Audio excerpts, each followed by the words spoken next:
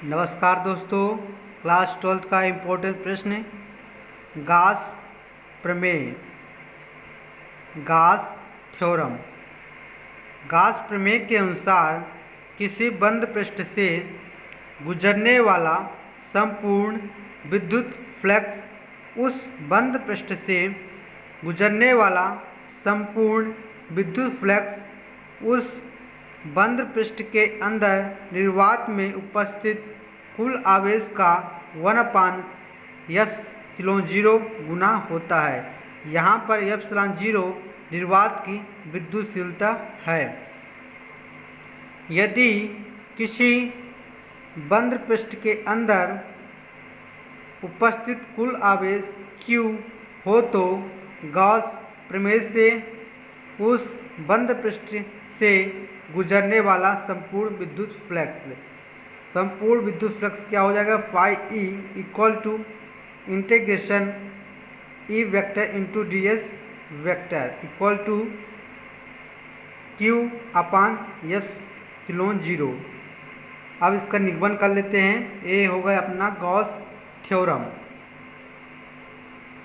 Derivation देख लेते हैं। निगमन तो माना कि बंद पृष्ठ यस के अंदर एक बिंदु O है, O पर प्लस Q आवेश रखा है। माना कि मूल बिंदु O से R दूरी पर एक बिंदु P है। माना कि मूल बिंदु O से R दूरी पर पृष्ठ पर एक बिंदु P है, तब प्लस Q आवेश के कारण बिंदु P पर विद्युत क्षेत्र की तीव्रता। माना कि मूल बिंदु O से R दूरी पर पृष्ठ पर एक बिंदु P स्थित है, तब प्लस Q आवेश के कारण बिंदु P पर विद्युत क्षेत्र की तीव्रता।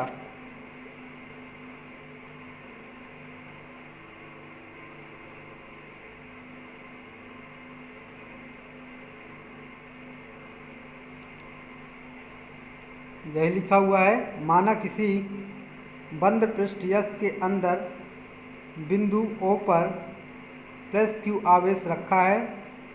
माना बिंदु O से R दूरी पर पृष्ठ पर एक बिंदु P है, तब प्लस Q आवेश के कारण बिंदु P पर विद्युत क्षेत्र की तीव्रता।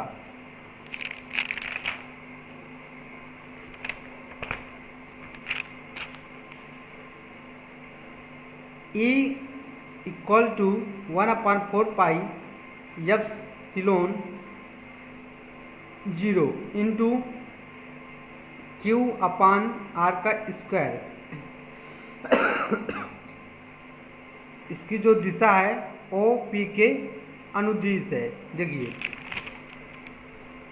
इसकी जो दिशा है O विद्युत क्षेत्र की तीव्रता E की दिशा है O P के अनुदिश। अब पृष्ठ पर बिंदु P को घेरे हुए अत्यंत अल्प क्षेत्रफल ds की कल्पना करें। इसकी दिशा P n के अनुदिश होगी। अब बिंदु P पर पृष्ठ पर घेरे हुए बिंदु P पर अल्प क्षेत्रफल ds की हम कल्पना करते हैं, जिसकी दिशा होगी P n। यहाँ पर है n।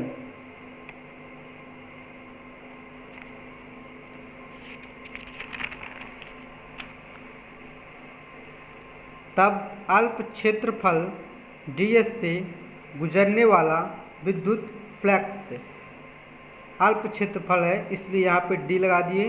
d phi E equal to E vector into D S equal to vector हटाएंगे तो E ds cos थीटा हो जाएगा। समीकरण 1 से ई का मान रख देते हैं। तो phi D phi E equal to E d S cos theta. Phi D phi E equal to E का मान रख दिए समीकरण 1 से 1/4 pi epsilon 0 into Q upon R का square d S cos theta लिखा है। तो सेम टू सेम इसको लिख देते हैं। Phi D phi E equal to Q को आगे लिख देते हैं यहाँ पर Q upon 4 pi epsilon 0 into D S cos theta को यहाँ पर लिख देते हैं d S cos theta upon R का square d phi equal to Q upon 4 pi epsilon 0 into d W d omega, जहाँ d omega d S cos theta upon R square equal to अल्प क्षेत्रफल D S द्वारा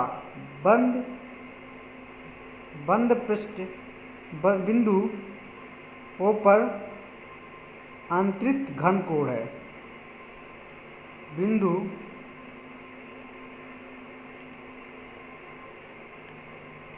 बिंदु ओ पर आंतरिक घन कोण है, जहाँ जो डी ओमेगा है D S cos theta upon R square equal to अल्प क्षेत्रफल डी एस द्वारा घेरे डी एस द्वारा बिंदु ओ पर आंतरिक घन कोण है।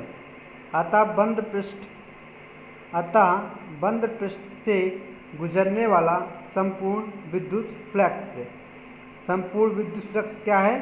Phi E equal to integration E vector into D S, E vector into D S एक किसके इक्वल टू है? Phi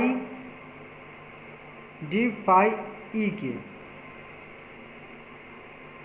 E vector into D S equal to है डी फाई ई, और डी फाई ई का मान जो है 1/4 pi epsilon 0 into D omega है। तो हम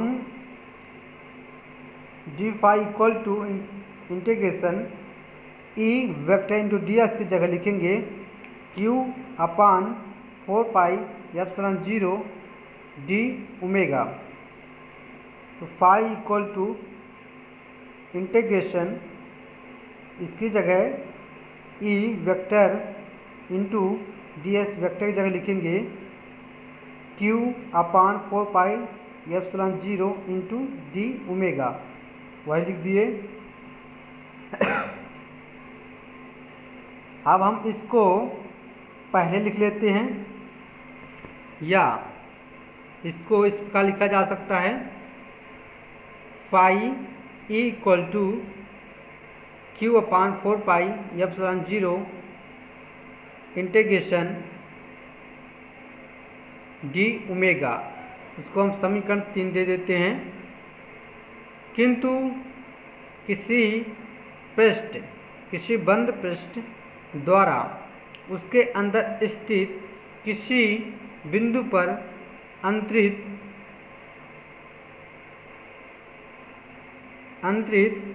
घन कोण 4 पाई होता है।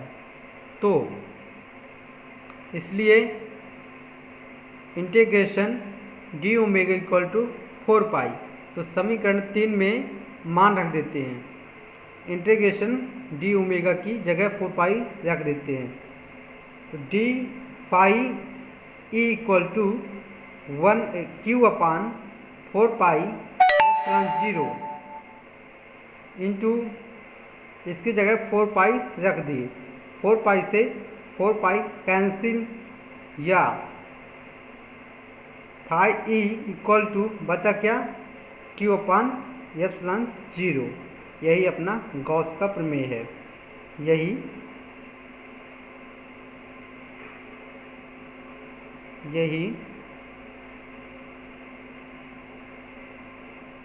गॉस प्रमेय है। नोट्स बना लीजिए, स्क्रीनशॉट ले लीजिए।